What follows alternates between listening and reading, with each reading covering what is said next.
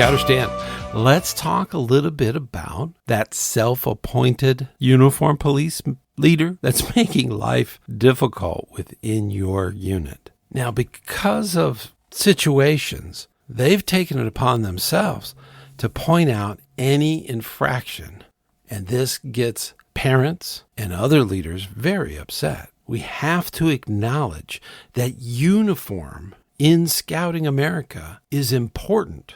It shows belonging, unity, and tradition.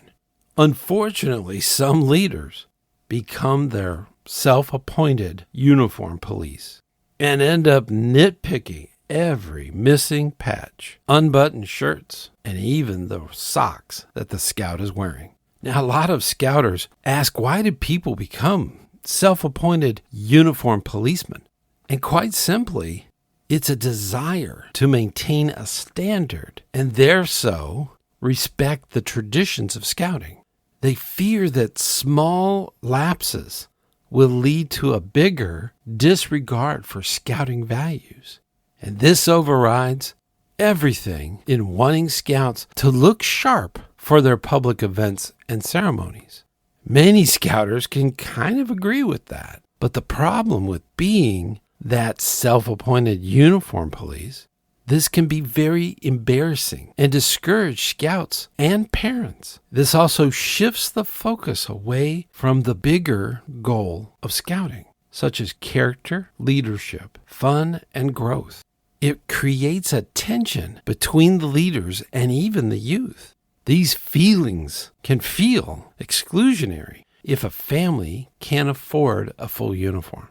And there's a lot that a unit can do, whether it be a pack, a troop, or a crew, or even a ship. A lot of times there are leftover uniforms from youth that were previously involved with the unit that are donated to the unit to help families. Now, every unit can kind of develop their own dress code using the guide to insignia as the basis for where patches go, where the norms are.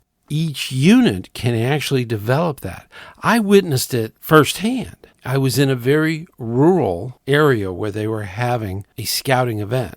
This troop was very remote, and I noticed right off that everyone in the unit wore blue jeans and cowboy boots. From their big cowboy buckle up, they were in a regular scout uniform. It was normal for them to go from the farm right to a scout meeting. And this was true for everyone in the unit, including the leadership. For them, they were in uniform, full uniform, and it made sense.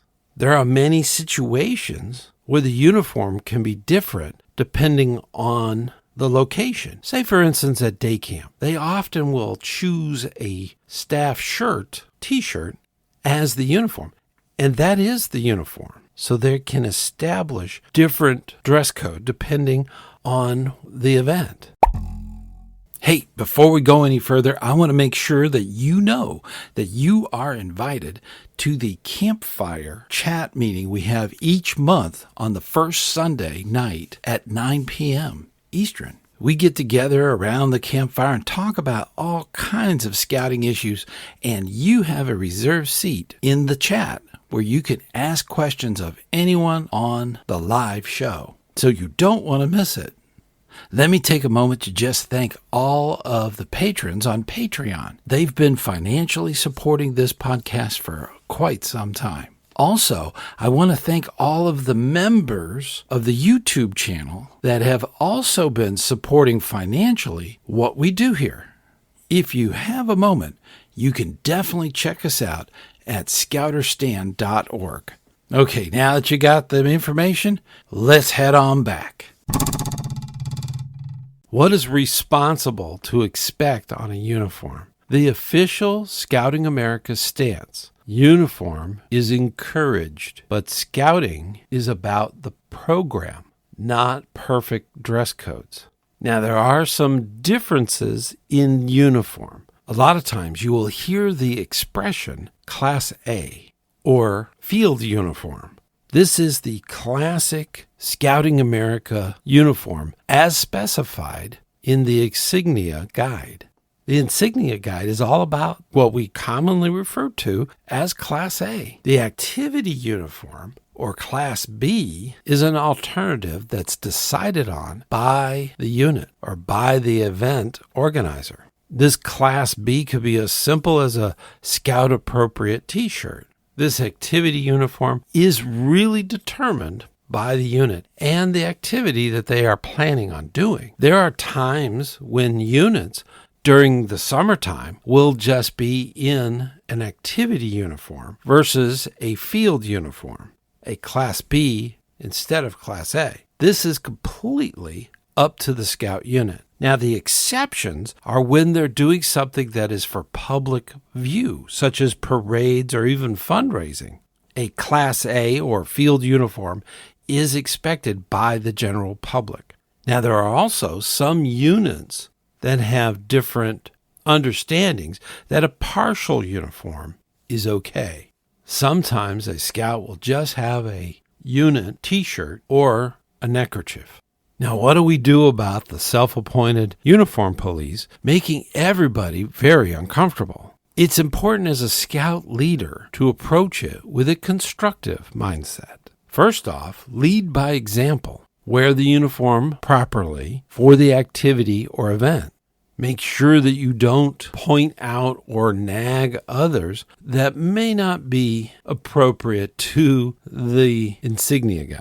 Scout leaders should have a positive reinforcement and praise Scouts who wear the uniform appropriately instead of criticizing those who don't. Unit traditions, such as uniform inspections, patrol competitions, help reinforce in a fun way the importance of a uniform. Accessibility is important for so many Scouts. Promote uniform banks or Scout closets. These are very helpful and thrifty options. Don't think of them as hand-me-downs. And this makes it easier for all Scouts to participate. Now, always keep in mind the big picture. Remind leaders that a Scout is not just the uniform. The Scout lives their life by the Scout Oath and law. It's far more important to think about encouragement and growth versus the importance of regulation or dress code. A good uniform makes a Scout visible, identifiable by the general public. But what makes it more valuable is having a good scouting program for that Scout.